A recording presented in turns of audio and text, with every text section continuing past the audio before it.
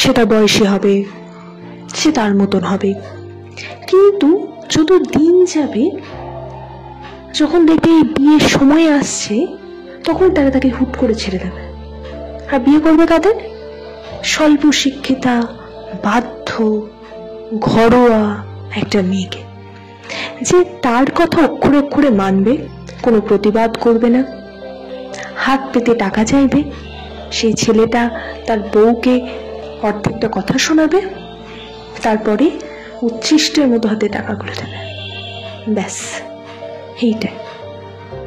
আমাকে আমার পুষ্পল ইনভাইটও করেছিল ওর বিয়েতে, কিন্তু কি বলতো, আমি না ওই টাইমটাই ওর বিয়েতে যাওয়ার জন্য প্রিপেয়ার্ড ছিলাম না। আমার এত বছরের ভালোবাসার মানুষটা আমাকে ছেড়ে অন্য মানুষের হয়ে যাচ্ছে, এটা আমি দেখতে পারবো না, পারিনি যেতে।